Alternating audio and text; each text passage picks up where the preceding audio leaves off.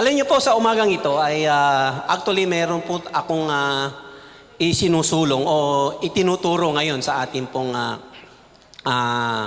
Lot GM Chikawa na ang pag-aaral na ginagawa po namin ngayon ay patungkol po sa Holy Spirit. The work and the ministry of the Holy Spirit po sa buhay po natin. At dito po ay may mga ilan lang po akong i-share. Actually, it's the guidelines kung paano po tayo gabayan, paano po tayo mamuhay na pinangungunahan ng banal na Espiritu. Interesting po ba, mga kapatid, yung pag-uusapan po natin. At bago ko po tayo magpatuloy, matanong ko lang po, sino-sino po ba yung mga kapatid nila Marites? Si Marisol. Ano yung Maricor? Concern. Confirm. Maricor, concern. Maganda rin sana, in positive Maricor, kasi concern siya. Kaya lang, confirm. Tama ang sinabi mo.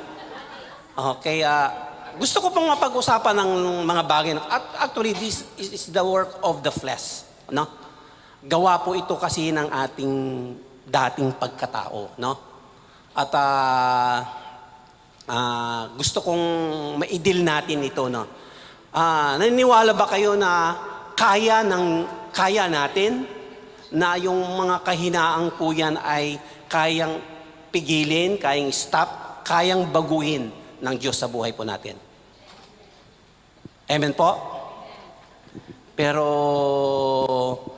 mayroon pong condition po doon, Kaya po yan kung sa atin po ay nananahan ang banal na Espiritu. Amen? Meron po akong bago. Ayaw ko sanang banggitin kasi parang mayroong pangalan dito na Margaret. Meron ba? Margareta or Margaret. Margareta. Kasi nung araw may kaklase po ako sa college na Marianito, lalaki po yun, Marianito. Ayan. Yung Margaret, di ba? Si Sis Marge, laging galit. Kaya Margaret, Margaret. Ay, yung Marianito.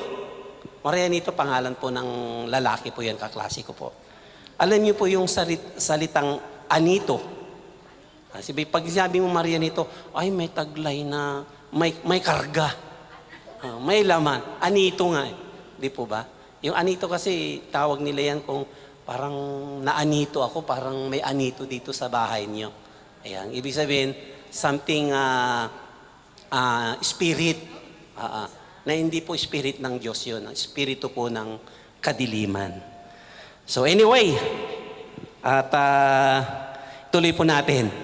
Lahat po yung nasabi ko pong yun, pwede pong kalimutan natin yan. Ang ating pong pag-aralan po ngayon ay, pinamangatan ko po ang ating pag-aaral ay, okay,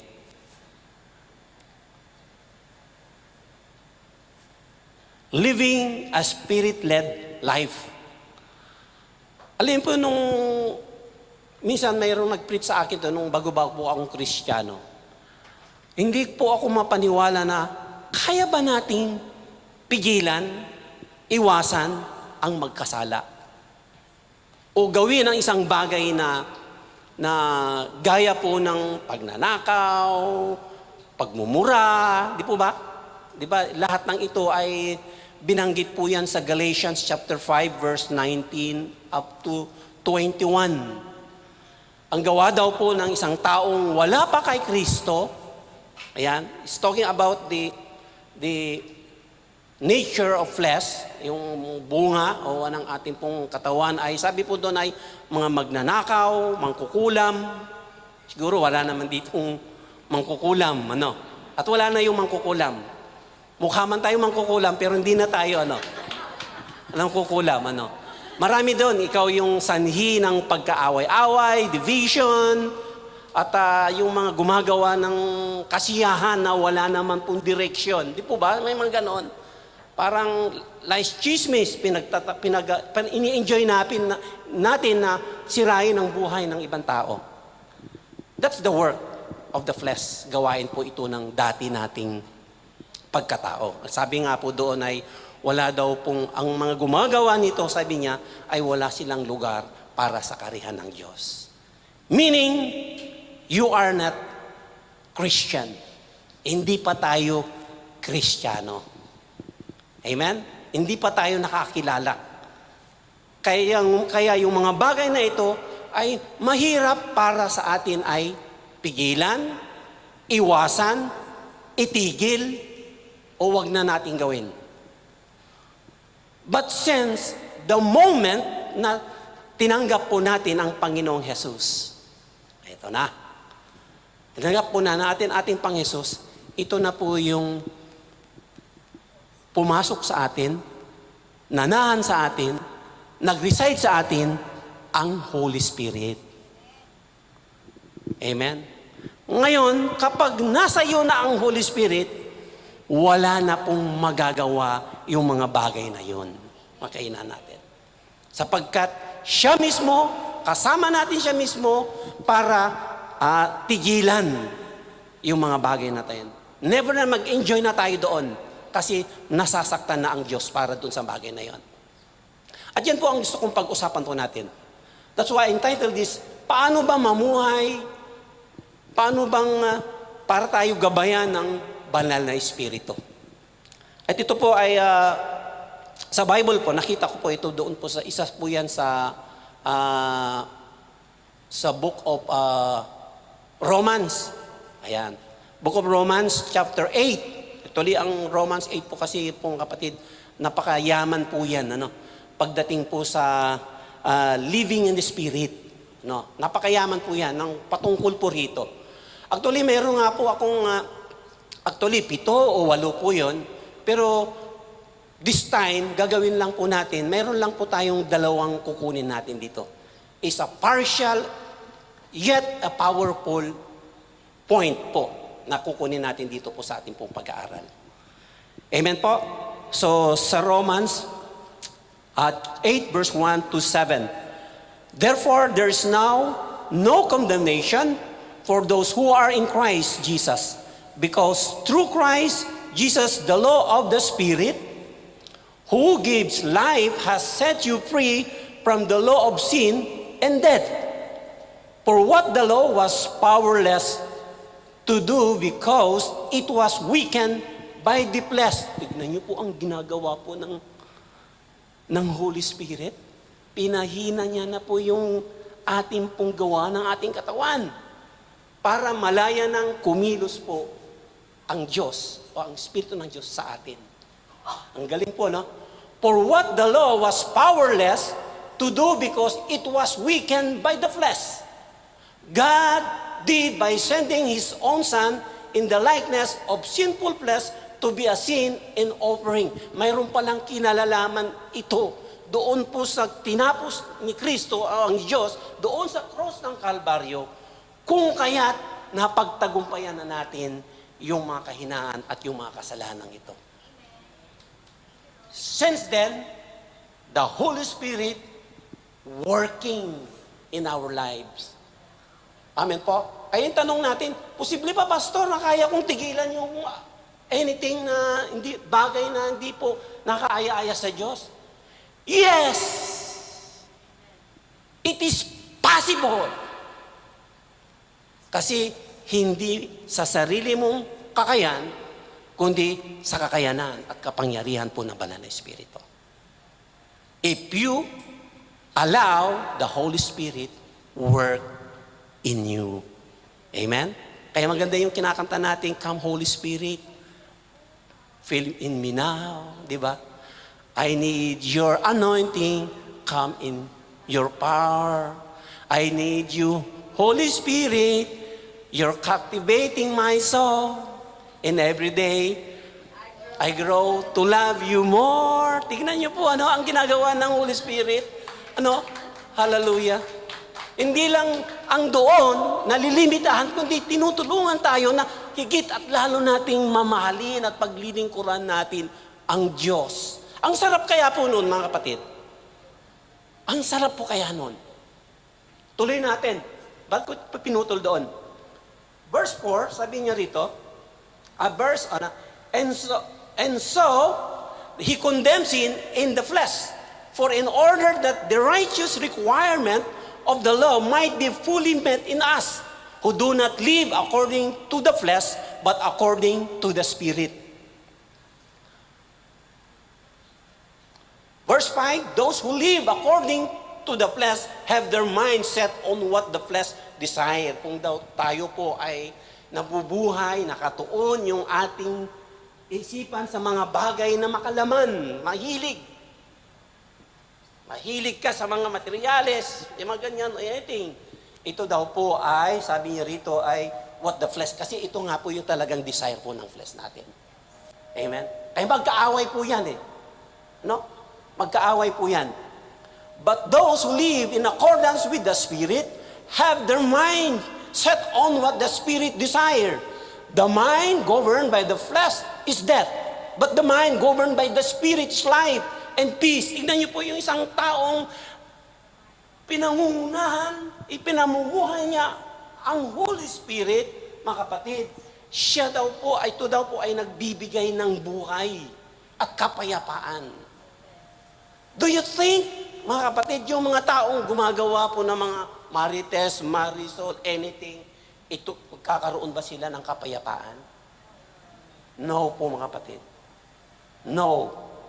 Verse 7, the mind governed by the flesh is hostile to God. Ayaw, kalaban, kaaway tayo ng Diyos kung gumagawa po tayo o namumuhay pa tayo dito po sa ating pong flesh. It does not submit to God's law, nor can it do so. Those who are in the realm of the flesh cannot please God. Ayun. Kapag daw po tayo ay nagpapatuloy na nabubuhay, tayo sa pamumuhay po ng laman, hilig na laman, o desire po natin, mga kapatid, I'm sad to say, we cannot please God. Tayo po yung mukot manalangin. Dakilang Diyos, patuloy, Panginoon, hiningi po namin ang pagpuspos ng iyong banal Espiritu po sa amin, sa aming buhay at sa aming pong kalagitnaan, Panginoon. Hayaan mo nga po, Lord, malaya ka pong kumilos, Panginoon, at gamitin mo, Lord God, ang aming pong mga pag-aaral patungkol po sa iyo mismo, Panginoon, kung paano po kami mamuhay ayon sa pangunguna mo, O God, upang kami ay makapamuhay ng meron pong pagbibigay kapurihan at kabanalan, Panginoon, O God. Lord, tulungan mo kami. Hallelujah. Salamat, Panginoon, at sa mga bagay na nakikita ko na nakasulat dito po sa mga dingding, O God. Less of me, more of you. Draw nigh to me and draw nigh to you, Lord God. Lord, let the cross behead me, but the word behind me, Lord God. Lord, pagpapakita po ito, Panginoon, na hindi po mangyari kami ang Panginoon, ang siya pong nangungunat na itataas. Bagkos, Lord God, kayo po, Panginoon, ang siyang manguna, kayo po may taas, Holy Spirit, kayo po, O Diyos, ang patuloy po naming maranasan. Sa pangalan po ni Jesus, O God. Sino man at mayroon man sa amin dito sa pangalan po ni Jesus, O God, na mayroon pong kabigatan, anything, O Lord God, na pinahihirapan po, Panginoon, ng problema, I pray for deliverance and I pray that you're sitting us free, Panginoon. Tulungan mo kami, bigyan mo kami ng kalayaan, Panginoon o God. Sa tulong at kapangyarihan mo, Panginoon, ng banal na Espiritu. Ito po ang aming dalangin sa pangalan po ni Jesus. Amen. Amen. Palakpakan natin si Lord. Hallelujah.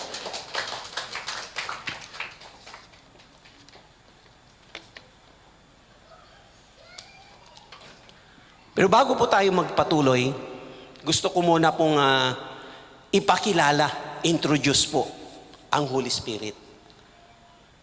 Amen po? Sabi nga natin kanina, without the Holy Spirit, we can do nothing.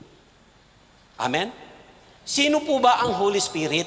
Mga kapatid, basahin po natin yan sa Holy Spirit at titingnan po natin kung ano yung trabaho, ginagawa, prime ministry po ng Holy Spirit po sa buhay po ng mga mananampalataya. Okay po?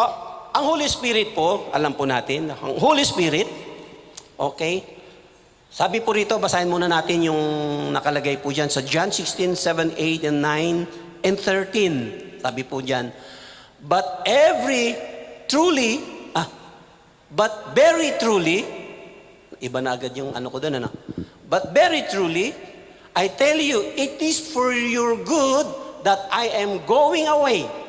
Unless I go away, the advocate or helper, referring or talking about the Holy Spirit, yan na po yung sinasabi natin, will not come to you. Hindi raw bababa, hindi daw pupunta sa atin. But if I go, kung hindi aalis, hindi aakyat, hindi pupunta si Jesus sa langit o dun sa Ama. Sabi niya, I will send Him to you.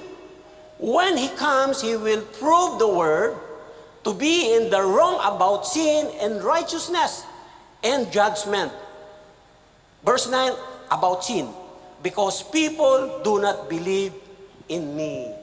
Verse 13, forward po natin sa verse 13. But when the Spirit of truth comes, ito na daw po, kapag andyan na, dumating na ang banal na Espiritu, He will guide you. Yun na po yung kanyang trabaho. In all the truth, sa lahat ng katotohanan. Okay? For He will not speak on His authority, but whatever He hears, He will speak. Amen po, no? Sino ba sa atin dito na hindi nakakaalam na nasa iyo ang Holy Spirit?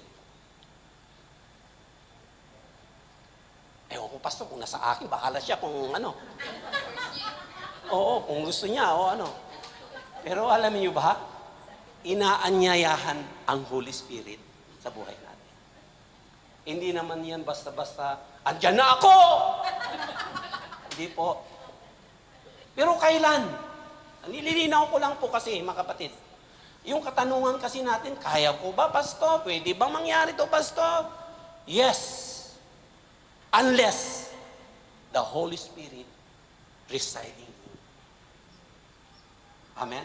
Kailan po itong nangyari? Nung tinanggap po natin ang ating Panginoong Yesus bilang ating Panginoon na tagapagligtas. Then, at ikaw ay nanampalataya, pinanampalatayaan mo na si Kristo ay tunay nang namatay doon sa krus ng Kalbaryo. And that the application po, mga kapatid. The application. That's why the Holy Spirit comes into our life, residing in our life. Kaya nung tinanggap mo na si Christ, no doubt po, mga kapatid, no questioning.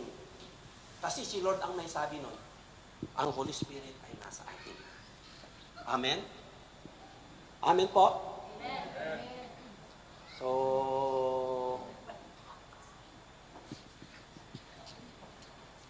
pag-uusapan pa natin yan. Okay? Ang Holy Spirit po, ito po. Nakakalito kasi, no? Ayan, dyan pala. No? Kaya pala tumatawa si ano eh. Parang Marialito ako ngayon eh. Nalilito. Okay, thank you po, Sister Fe. Hallelujah. Ang Holy Spirit po ay sabi po diyan, sabi po ng salita ng Diyos, kapag hindi ako aalis, sabi niya, unless I go away, the advocate helper will not come to you. Ayan. Ang Holy Spirit, hindi po ba? Ang Holy Spirit po, ayon dito po sa passage na binasa natin, pero ang ilan dyan po ay wala po yung binabanggit natin. Ano? Ang Holy Spirit po, the work of the Holy Spirit po ay empower God's people. Amen? Kaya sabi niyo, di ko kaya, no? Kaya ng Diyos sa pamagitan sa buhay po natin. The Holy Spirit guides. Kaya kung minsan tayo po ay nalilito, hindi natin alam ang ginagawa natin, ginagayad po tayo ng Holy Spirit. Yan ang trabaho niya eh. Amen? The Holy Spirit comforts. Kapag tayo po ay nababalisa, ikino-comfort tayo ng Diyos, mga kapatid. The Holy Spirit reminds. Kung nakalimot ka, hanggang ngayon, hindi mo pa binayaran yung utang mo sa akin, ipapaalala ng Holy Spirit yun. Joke lang po, hindi po yan. Reminds. Hindi po ba yung ginagawan? Sabi ng Lord, kung kayo ay haharap sa mga hari, sabi niya, tuturuan kayo kung ano ang sasabihin nyo. Reminds. Okay? Conviction. The Holy Spirit convict. Kapag gumagawa tayo mga bagay na hindi po naayon sa kalooban ng Panginoon, let's say kasalanan, kinukonvict tayo ng Panginoon. Kaya huwag natin sabihin, bakit si ganoon, Kristiyano na, nagpakamatay na siya? Hindi ba Kristiyano yan? Hindi ba ang Holy Spirit na sa kanya? Pwede natin sabihin, it's questionable po yun. Kasi bago naman niya gagawin yun, katakot-takot na conviction ang ginagawa po ng Diyos sa atin. Amen po? Pero sa eryang yon, pwede po ang taong yon ay hindi po siya talagang tunay na nakikilala sa Diyos. Amen po. Convict and teaches. Alam niyo po, napaganda po ang maintindihan po natin ang ginagawa po ng Holy Spirit. Kasi ang Holy Spirit is isa po yan sa Triune God, person ng Triune God, the Father, the Son, and the Holy Spirit. Amen. Sinasabi po natin, ang Holy Spirit po ay a person. Meron siyang damdamin, katulad niyan, nasasaktan siya, natutuwa siya, mayroon po siyang feeling. That's why he's a person, po mga kapatid. Pero pagdating dito, bakit sinabi ni Jesus Christ, sabi niya rito, na ipapadala niya ang Holy Spirit? Napangyari lang po yan, kung hindi pa naman namatay po ang ating Panginoon, hindi po bababa ang Holy Spirit. Pero my point here is, si Jesus Christ po kasi po mga kapatid, He is in the human form. May limitasyon po siya. Tao po siya, kaya incarnate. Diyos na nagkatawang tao, kapag ikaw ay tao, mayroon kang human, hindi mo magagawa yung mga bagay na nagagawa po ng Holy Spirit. Limitasyon po. Let's say, yung tatlo pong attribute ng Holy Spirit, omniscient, all-knowing, all-potent, all-power, and omnipresence. Maski saan, andoon siya. Wow! Ang galing, di po ba? Kaya hindi po tayo makapagtago. Hindi tayo makapaglihim. Huwag mong sasabihin, nag-iisa ka. Huwag mong sasabihin, andyan ang Holy Spirit. You may say, ask the Holy Spirit, tulungan mo ako, i-comfort mo ako. Mga kapatid, si Jesus Christ po may limitasyon. Hindi lahat ng lugar pwedeng andoon siya. Kasi po nabubuhay siya na mayroon po laman. But He can be foresee o purso. Because He is God. Amen po? Kaya lang, omnipresent, wala pa siya doon. Pero kakayanan niyang makita yung mga bagay. Wala man siya doon, kikita yung nangyayari. Amen? Naalala niyo po si Philip ba o si Nathaniel? Di ba? Nasabi niya na nakita niya na siya.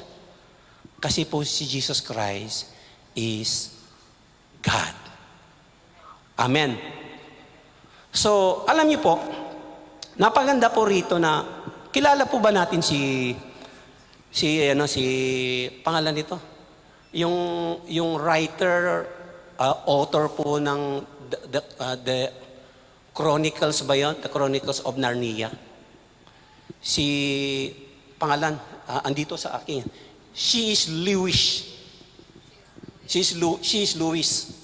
Alam niyo po, ang ganda po ng kanya pong description o definition o paano niya ipinaliwanag ang Holy Spirit.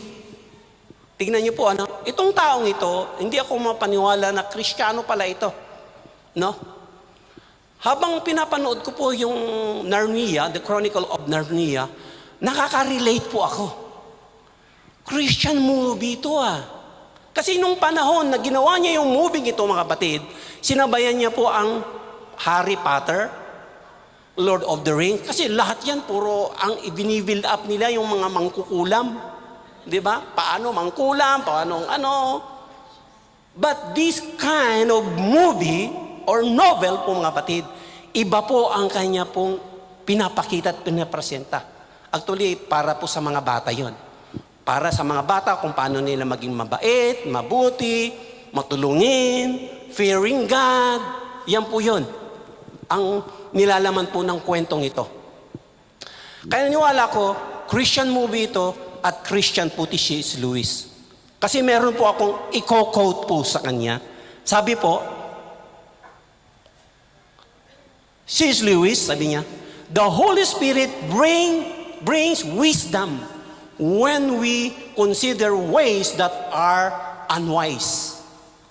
The Spirit brings conviction when we begin to drift from our conviction. Ang ganda po niyan, Yun daw pong Holy Spirit bring conviction kung tayo po ay nagwiwigil na yung ating faith, yung ating pong pananampalataya. Ikino-confirm, ina-affirm ng Holy Spirit na ganito ang dapat mong gawin, itama ang iyong paniniwala at wag ka nang umalis diyan. Iyon po ang gawa ng Holy Spirit. Okay? The Spirit lead us to God's will. The Spirit brings comfort when we struggle with discomfort. The Spirit lead us into God's will when we are tempted to follow our own will. If we let the Spirit lead us, our lives will blossom and flourish. Joyful, sabi niya rito. But if we neglect or refuse His leading, our lives will be languish. Lalim po na, Pero naglagay po ako ng weekends. Pinahihina po tayo. Pinapupurol yung ating pong sarili, ating pag-iisip. Kaya tayo po ay we are nothing. Amen? Kung nineneglect po natin ang Holy Spirit. The Holy Spirit is heaven's secret to spiritual victorious living. When we walk by the Spirit, we are everything. If we ignore the Spirit, we are nothing. Amen? Ang ganda po, Ako nung una, hindi po ako convinced po dito po kay C.S. Lewis. Akala ko isa lang po siyang mga ordinaryong matatalino po. Pero nung nalaman ko pong isa Christian, hindi na po ako nag-doubt kung bakit sinasabi niya po ito.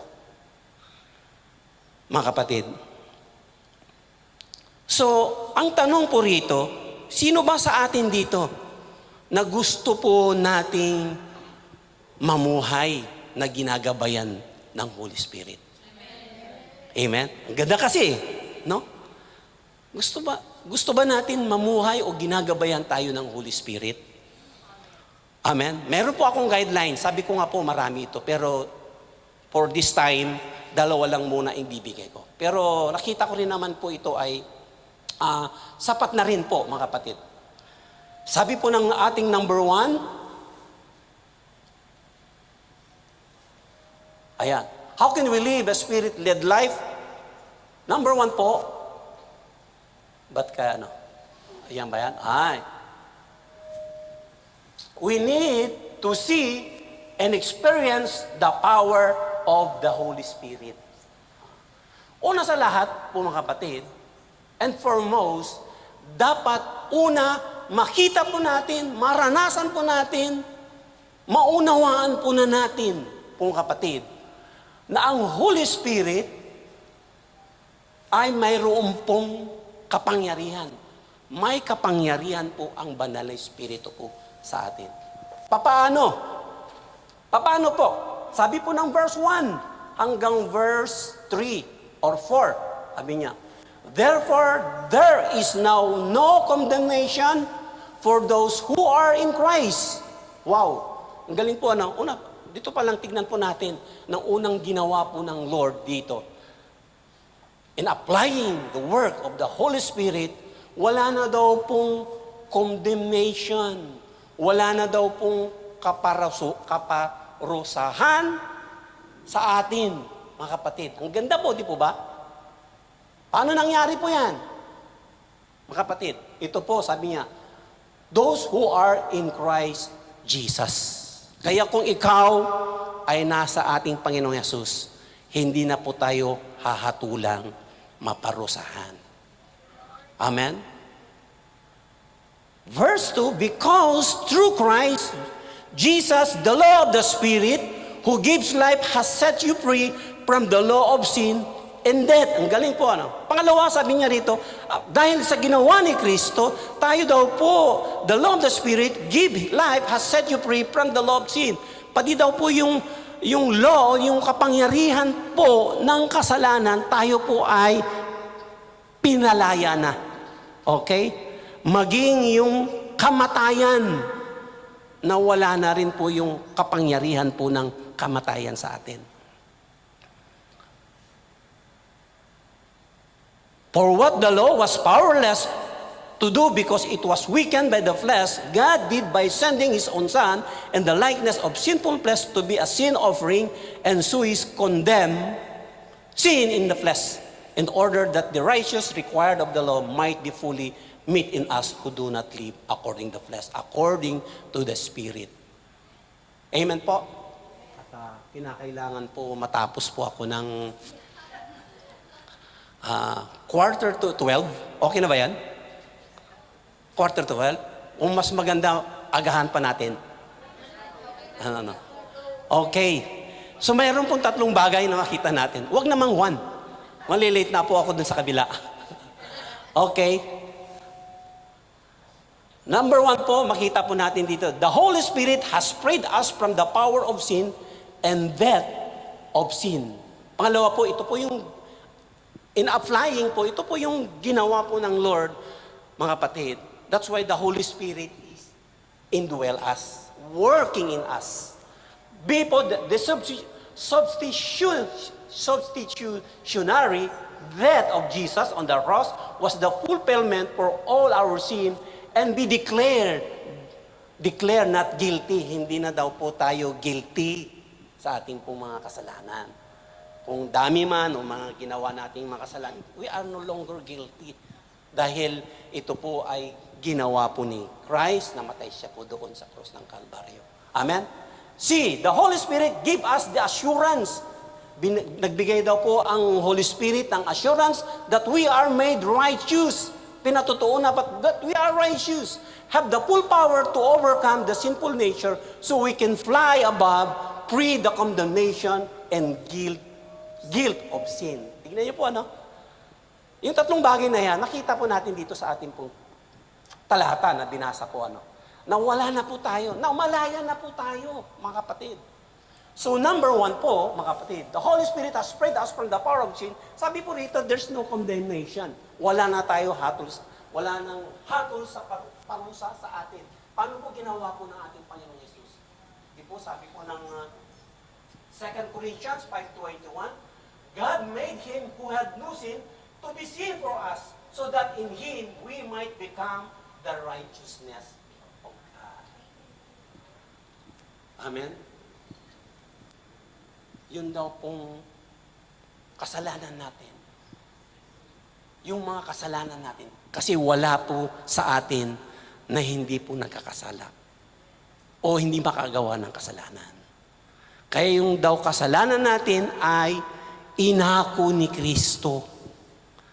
Na siya naman po ay wala siyang kasalanan. Kaya po naging siyang ipinataw natin yung kasalanan sa Kanya para yung pong kapatawaran, yung redemption po mga kapatid. Yung appeasement, kapalit noon po mga kapatid, ay isa pong katwiran, sabi niya, that in Him we might become the righteousness of God. Amen po. Yung pala ang ibig sabihin po noon, mga kapatid. Yes, palakpakan natin si Lord. Sino ba sa atin dito hindi nagkakasala? Ako, madalas nagkakasala. Pero iba yung madalas at yung paulit-ulit na kasalanan na ginagawa natin. Amen? Siguro nagkakasala tayo, nadudupilas. Tawag doon? Nadudulas. Okay.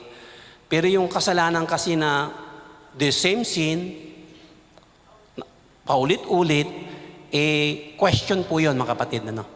Wala pa talaga tayong tunay at totoong pagtalikod po sa kasalanan. True repentance. But the sin that we are talking po, mga kapatid, ito po yung, kasi tayo po ay nasa mundong ibabaw pa lang. Amen? Hindi natin pong kayang iwasan yung makagawa po ng mga bagay. But through the help of the Holy Spirit, mga kapatid, tayo po ay nakakalakad. Namumuhay po ng mayroon pong kapayapaan. Amen po, mga kapatid. Kaya dito, sabi po rito, yung ating kasalanan ay pinawalang sala na tayo, no? Kinalimutan na ng Lord yun. Yung kamatayan, wala na rin, malaya na po tayo. Do po kapag namatay po tayo, syempre andun po yung kalungkutan. Pero yung pain andun po. Pero yung kalungkutan na kung saan mawawalay ka na o ano, mga kapatid, ito po ay pangsamantala lang. Kasi alam na po natin kung saan po pupunta yung taong yon na makakasama niya ang ating Panginoon. Amen po. That's the first. Ito po yung in applying this concept po, mga kapatid. Kaya po ang Holy Spirit ay inilalapat na po sa atin. Wala na daw pong kapangyarihan po ang kasalanan. Amen?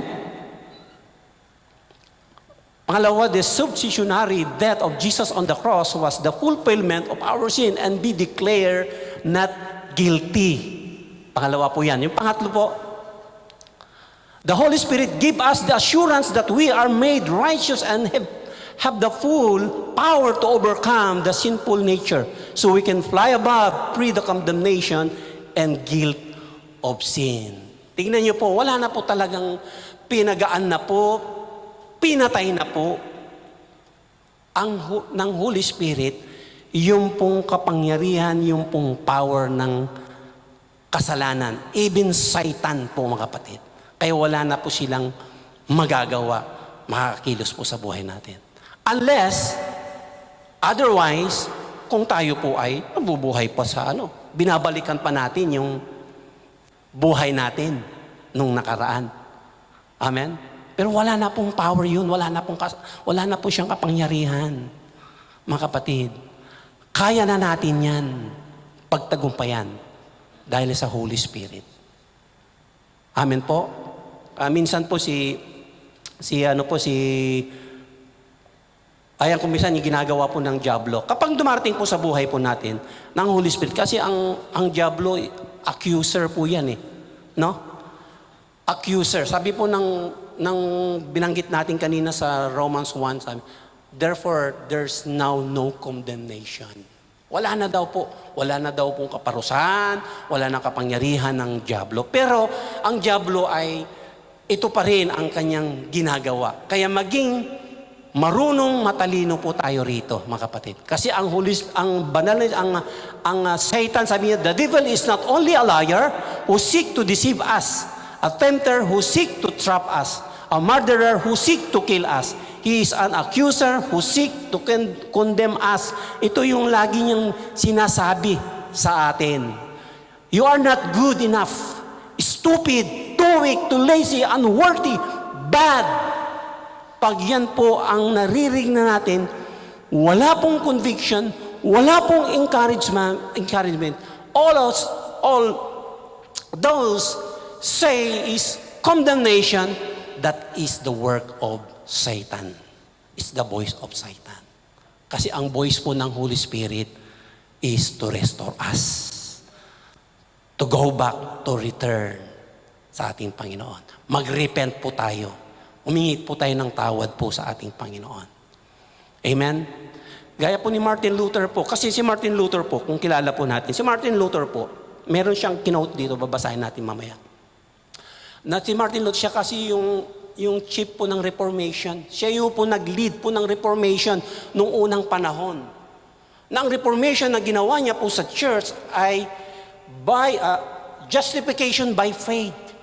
Manampalataya lang po tayo kay Kristo, yung ginawa niya doon sa krus ng Kalbaryo po nga batid. Tayo po ay mapawalang sala. Tayo po ay maliligtas. Dumating po si Satan sa kanyang harapan at inaakusahan po siya. Sabi niya, Martin Luther, totoo ba yung sinasabi mo na kapag ang tao ay nanampalataya kay Kristo ay sila na po ay mapapawalang sala? Samantalang ito ang mga sikreto mo sa kasalanan. Tapos iflinas niya po sa dingding. Ito yung mga kasalanan mo. Sinungaling ka. Ano pa? Marami kang mga sikreto sa buhay. Sinulat niya po lahat doon po. Yung mga kasalanang nagagawa natin o ginagawa pa natin noon. Pero sabi po ang ginawa po ni Martin Luther, mga kapatid, kumuha po siya kinuha niya po isang cup na may laman pong ink at yun po ay ibinuhos niya po sa dingding. At yung dingding po yung mga nakasulat doon na kung saan mga kasalanan ay nabura, nabuhos, nalagyan po ng itim na ink. At sinabi niya po, ganyan ang ginawa ni Kristo sa amin, sa akin. Wala ka nang makikita, nilinis na, pinatawad na kami. Kaya mayroon na kaming buhay na walang hanggan. Kaya kung minsan pag dumarating po ang diablo, ito daw po ang sasabihin po natin. Sabi po ni Martin Luther, so when the devil throws your sin in your face and declare that you deserve death and hell, sabi niya, deserve mo ang mapunta sa hell at mamatay, sabi niya. Ito daw ang sasabihin natin, tell him this, I admit that I deserve death in hell. What of it? For I know one who suffered and made satisfaction on my behalf. His name is Jesus Christ, Son of God. And where is he? Where he is there, I shall be also. Amen po. Hallelujah. Ang pangalawa pong guidelines na makita po natin kung papaano po makapamuhay o sasamahan po tayo ng banal na Espiritu po ay mayroon pala akong question dyan eh. Question, in applying for, mga kapatid, have you experienced that freedom from Satan and the force of sin in your life? Naranasan na ba natin, mga kapatid? Tayo po ay nakaranas ng kalayaan mula sa Satan at sa mga kasalanan sa buhay po natin. Are you set free from sexual sin? Pastor, mahirap pong gawin po yan. Sinagot na natin yan. Are you set free from addiction? Pagsisinungaling o kasinungalingan, steal, pagnanakaw, or any vices, addiction, or from pornography. Tayo daw po ay nakalaya po dyan. Amen? Kaya if you want to live the Spirit-led life, mga kapatid, magpasakop po tayo sa banal na Espiritu. Amen po, mga kapatid. Pangalawa po,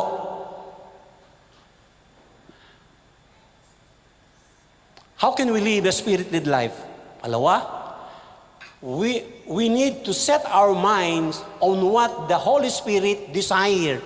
I-focus daw natin, i-set daw natin yung ating mga kaisipan sa mga bagay na kung saan gusto o nais po ng banal na Espiritu.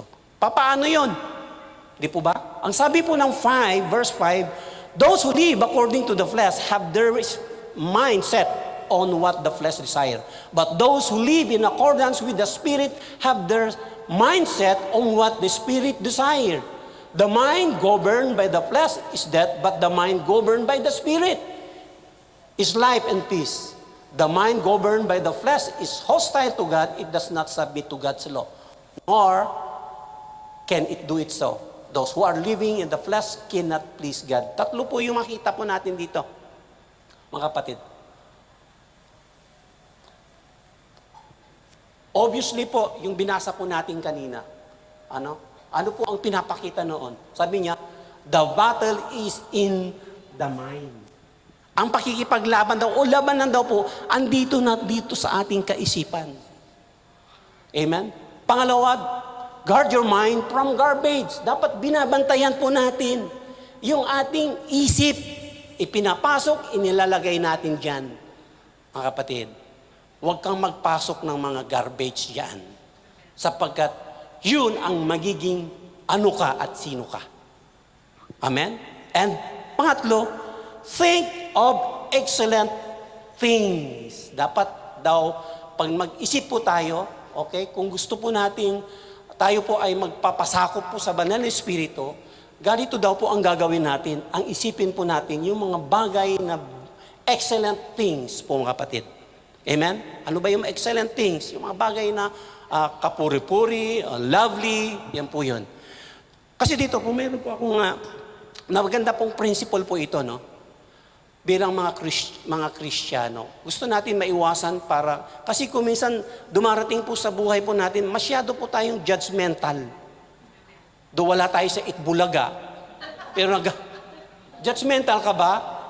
Hindi po, iba madalas. Kaya kapag hindi po natin iniingatan yung ating pag-iisip, po kapatid, we fall into judgmental. Amen. Si sis, nakasimangot, siguro, iniisip niya, ayaw po siyang pautangin. Nag-conclude na po tayo. Amen? Nag-conclude na po tayo. Kung minsan, wag daw po ganoon ang ating pong magiging basis po, mga kapatid. Kundi, sabi po rito ay, pakaingatan daw po natin yung ating pong isip. Number one po, the battle is in the mind. Okay, kung sino daw po yung pinangungunahan ng flesh, their mind also what the flesh desire. Ayan. So, the battle is in the mind. Pangalawa po, the Bible talks about troubled minds, depraved minds, sinful mind, dull mind, blinded mind, a corrupt mind. Sa Bible din mayroon po yan.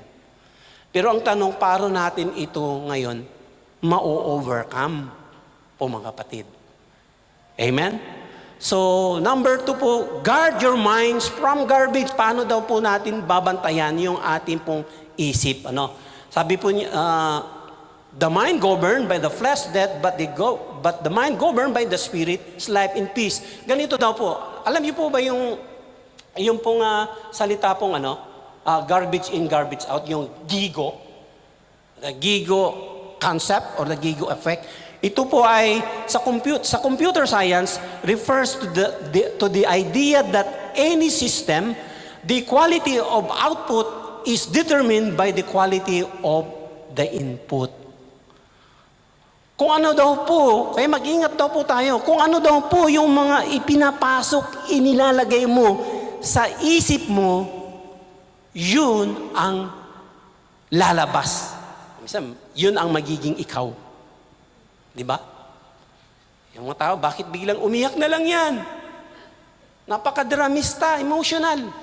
Kasi alam niyo po, ang madalas niyang panoorin, mga Korean,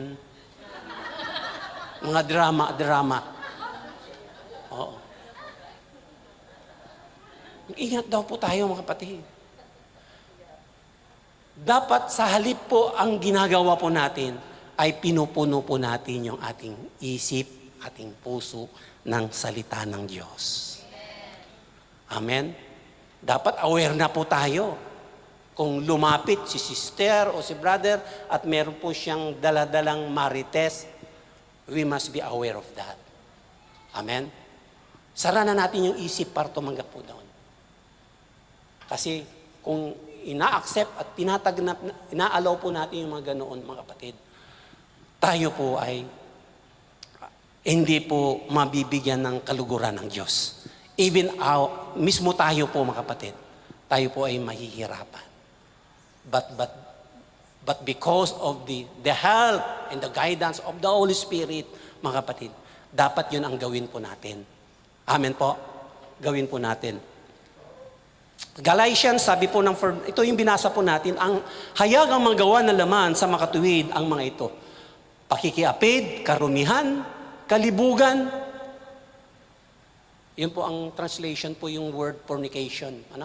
Kalibugan sa Tagalog po yung Pagsamba sa Diyos-Diyosan, pangkukulam, mga pagtataniman, siguro, taniman ng galit, meron siyang, may harvesting field siya, nagtatanim siya ng galit, tatanim siya ng wag daw, ito daw po yung mga ginagawa po ng laman na ito, mga pagtatalo, mga panibugho, mga pagkaalitan, mga pagkampi-kampi, mga pagkabahagi-bahagi, mga hidwaang pananampalataya, mga kapanaghilian. Tingnan mo ito, mga natutulog. Kasi naghihilig. Iba ba yan? Mapaghiligan. Sabi niya, yung mga envious. Di ba? Yung nainggit ako, inggitan. Diba? Mga paglalasing, mga kalayawan. Ang mga katulad nito, sa aking pagpapaalala sa inyo, ang mga nagsisigawa gayon sa mga bagay na hindi nagsisipagmana ng kaharian ng Diyos. Kasi, nasanay kasi po ako sa Okay po. Mamaya po titignan po natin, paano natin ito ma-overcome. Amen? Actually, it's already overcome. Ginawa na po ng ating Panginoon. So, lahat ng mga gawa at mga katangiang ito ng ating flesh ay tinapos na po ng ating Panginoon Jesus. Because the fruit of the Holy Spirit, amen, tuloy po natin. Ano ba daw yung gawa ngayon ng Espiritu sa buhay po natin? The fruit of the Holy Spirit is love, joy, peace, long-suffering, gentleness, goodness, faithfulness, gentleness, self-control. Such there's no law. Napaganda pong i-memorize po natin ito, mga kapatid. No? I-memorize nyo po yan. Kapag nahihirapan kang i-memorize, ibig sabihin, hindi pa nagmamanifest yung siyam ng bunga ng Holy Spirit sa iyo. The more na memorize mo ito, the Lord mayroon pong itinuturo sa atin. Amen? Ano ba ang hint dyan? Clue dyan para maintindihan natin. Love, joy, peace. Ay God, makakasama na po yun. Amen? Yan po yung unang natanggap natin sa Panginoon. Pangalawa, it's our relationship to others. Sabi niya, long-suffering, gentleness, goodness. Hindi po ba? Ito yung nangyayari sa atin. Kaya yung tao ay nawiwin mo sa Panginoon. Itong grabing ibang klaseng taong ito. Dinadaya ko, niloloko niya, pero napakabait pa rin niya. That's the work of the Holy Spirit. Kaya yung tao na yan, nagsawa na siya, sige na nga, sasama na ako sa church. Diba? Long-suffering, gentleness, goodness. Actually, patience po yun eh. Patience. I mean, wala pong kindness. May kindness po dyan. May kindness. Tapos, tingnan po natin. Lahat ng may L, para maintindihan, lahat ng may L. Faithfulness, gentleness, self-control. Lahat ng ito ay ginagawa natin kapag mga walang taong nakakakita sa atin. That prove that you have the Holy Spirit. Tapat ka, may self-control ka, faithful ka, gentleness ka. Yan po ang bunga ng Holy Spirit sa mga taong kumilala at tumanggap po sa ating Panginoon Jesus. Amen. So paano nating mapagtagumpayan ngayon ito? Yung pong mga bagay na sabi po ng 2 Corinthians 10 verse 5, Okay, i-explain ko po yan. Sabi niya, when we take captive, bringing every thought to make it obedience to Christ. Kung may mga bagay daw pong tayong naisip, na alam natin hindi ito makakatulong, makakasira sa kapwa o makakasira sa iyo mismo, sa sarili mong pananampalataya o anything. Nag-judge ka o naisip ka, nag-murmur ka, nag-worry ka, mga kapatid. Nakapagsabi ka na hindi maganda, sabi po ng salita ng Diyos, agad-agad daw natin itong hulihin. Sabi niya, sa sinabi natin kanina, take captive. Tulungan daw po natin yung atin pong sarili, sabi niya. As we take captive, bringing every thought to make its obedience. Sabi niya rito. Okay? When we think, paano pong ibig sabihin po yung sinabi po nating, pag sinabi nating, set our mind. No, i-focus natin yung ating isip. Ano po ang ibig sabihin po nito? Okay?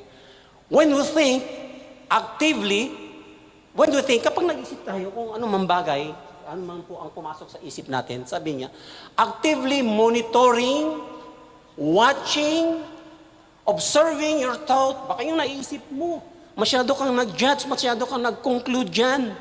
Kaya yung sister naman ay malungkot kasi mayroon siyang pinagdadaanan. Amen? Nakatulong ba ito sa atin? Di ba? Kapag naintindihan mo yun, yung bagay na yun, then for you, para sa kanya, matutulungan mo yung tao kung paano, kung saan man alin ang tulong ang pwede mong gawin. Pray or ibigay mo yung kanya pong pangangailangan. Tingnan niyo po ganito daw po tayo mag-isip. Actively monitoring, watching, observing your thoughts, and intentionally aligning them, addressing them with teaching of Christ by teaching of Christ. Kaya napakahalaga po sa atin na hindi lamang po tayo nakikinig sa sermon, sa preaching, sa Bible study, na pag-uwi natin parang wala lang. Kaya kung ano daw yung natututo natin, apply to our life. Then magugulat ka, matra-transform po tayo. Amen? Tuloy po natin, sabihin, aligning them, addressing them, addressing them. Talaga kung ano man, talaga yung kung mayroon kang kasalanan o naisip na, i-address mo yun. Nakapagsabi ka ng, nakapag-isip ka ng isang bagay na, ay, ang ganda ni sister Ang ganda ni sister. Tapos meron palang ano po yun, meron palang kasamang malaswa, yun daw po ay agad-agad nating address natin yan. Isuko na natin yan sa ating Panginoon. Amen? Natutunan po natin, mga kapatid, may natutunan po tayo.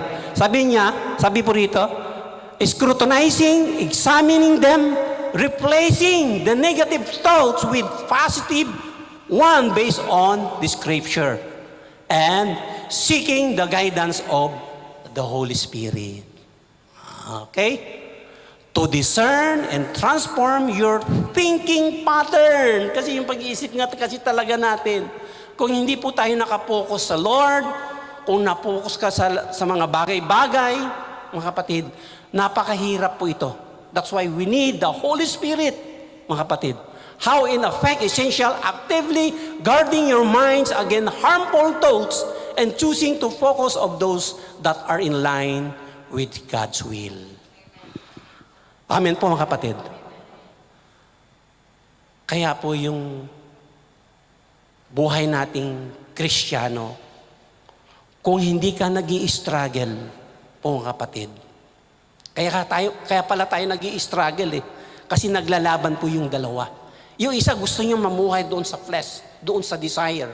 But the other one is gusto po natin mamuhay sa Espiritu ng Diyos.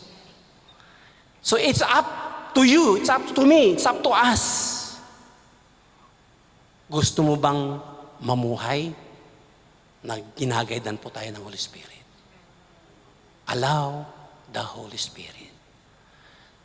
Then tayo po yung makapamuhay sa ating Kristiyano, ating Christian life po mga kapatid, victorious po yan. Amen? Victorious po yan. Palakpan natin ang ating Panginoon. Lastly, mayroon pa pala. Papaano po yun? Think about, sabi po rin na. Finally, brothers and sisters, whatever is true, ito daw po yung dapat ipasok natin sa isip natin. Whatever is noble, whatever is right, whatever is pure, whatever is lovely, whatever is admirable. If anything is excellent and or praiseworthy, think about such things. Amen? Yun daw po ang pakaisipin natin, yung mga bagay na yun. As for the things you have learned and received and heard and seen in me, kailan po yan? Sa preaching, sa Bible study, kung ano yung natutunan mo sa devotion, dapat daw ito ang atin pong mga ipinapasok sa atin.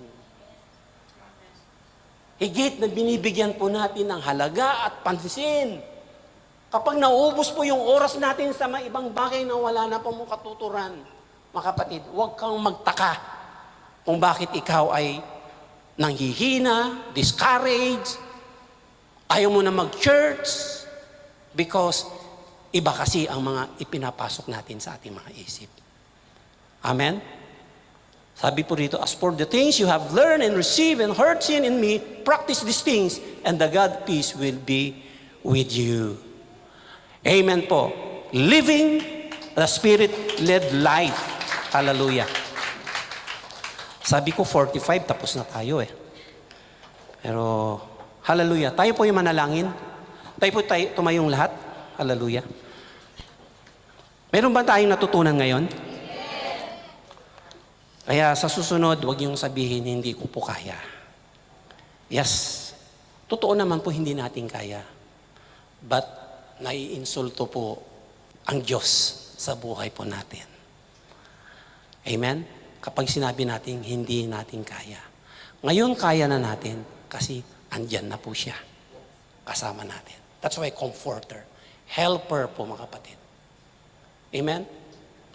So, sa ating pong prayer ngayon, tayo mga manalangin, siguro isipin po natin, saan ba sa area, aspeto sa buhay po natin? Saan po tayo sumasablay? Tayo po ba ay kabilang dito sa mga Marites, kabilang dito sa Marisol, kabilang pa dito sa Marilet ba yun? Madali kang magalit, no? Lagi kang nagagalit. Ang sikreto po yan, i-surrender natin yan sa ating Panginoon. Hallelujah. Ano man po yung mga weaknesses natin, the Holy Spirit will lead you how to live a holy life and bring glory to the Father. Hallelujah. Tayo po'y manalangin. Dakilang Diyos, sa mga oras to, ito, Panginoon, hayaan mo, Lord God, na amin pong pagbulay-bulayin, O God, ang mensahe mo na amin pong tinanggap ngayong umagang ito, Panginoon. Hindi ko po alam, Panginoon, kung saan bagay, area, aspeto po na kung saan mo kami kinakausap, O God, sa buhay po natin. Buhay po namin, Panginoon. But Holy Spirit, powerfully, continue to speak us. Lord, katagpuin mo kami, Panginoon, sa mga oras na ito. Hayaan at tulungan mo kami, Panginoon, na maisumite sa iyo, Lord God, lahat ng ito. Amin pong bagay na nagagagawa pa, ginagawa pa namin, Panginoon. I pray right now, Lord God. Lord, nais po namin banggitin ang mga bagay na ito, Panginoon, sa iyong harapan. At alam po namin, Lord God, handa ang iyong kamay, handa ang pintuan sa langit, Panginoon, na kung saan ibubuhos mo sa amin ang kapatawaran, ibubuhos mo sa amin, Panginoon, ang katubusan, kalayaan o pagpapalaya, kagalingan, Panginoon, deliverance, O Lord God. pagkaalis po, Panginoon, ng mga tali sa anuman po, Panginoon, na kung saan kami, O God, nahihirapan at nagpapahirap po sa amin, O God. Lord, sa tulong at kapangyarihan mo, Holy Spirit, right now, O Lord God, touch every heart ng aking po mga kapatid. Huwag mo kaming lalampasan, Panginoon. O God, naniniwala po ako, Panginoon, ang presensya mo ay nasa aming kaligitnaan, gumagawa at kumikilos.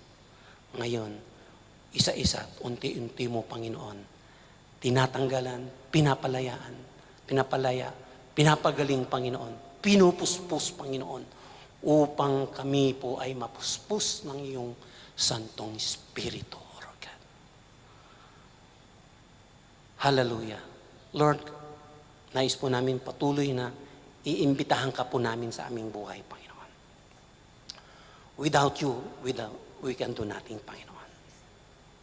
Kaya, Lord God, puspusin mo kami ng aming buhay, O God, mula sa araw na ito, Panginoon.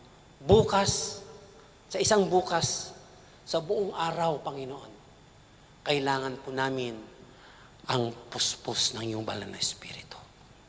Hanggang sa muli, Panginoon, na kami po ay, Lord God, Holy Spirit, ay ibabalik mo kami po sa kalangitan, Panginoon.